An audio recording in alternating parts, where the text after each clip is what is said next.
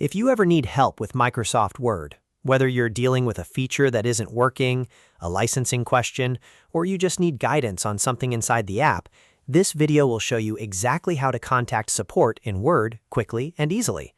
And if this tutorial helps you out, make sure to hit the like button and subscribe for more simple step-by-step software guides. Now, let's get into it. To contact support in Word, first open Microsoft Word on your computer. Once Word is open, look toward the top of the window and find the Help menu. Click Help, and in the drop-down menu, choose Contact Support. This is the option that connects you to Microsoft Support resources directly from Word. After you click Contact Support, Word may open a support panel or take you to a help page where you can describe your issue. From there, you can follow the prompts, choose the topic that best matches your problem, and continue with the available support options. Depending on your account and version of Word, you may see chat support, help articles, or other ways to get assistance. If you're not sure what to type, keep your explanation short and clear.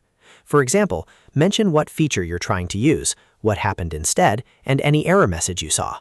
The more specific you are, the easier it is for support to understand your problem and point you in the right direction.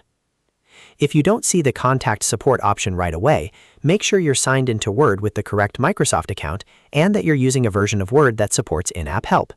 In some cases, the support option may look slightly different depending on whether you're using Word on Windows, Mac, or the web, but the general process is the same. Open Help and select Contact Support. And that's it. You've now learned how to contact support in Word using the built-in Help menu. It's a simple process, but it's a really useful one when you need quick answers or help resolving a problem. If this video helped, please give it a thumbs up and subscribe to the channel for more easy tutorials like this one. Thanks for watching, and I'll see you in the next video.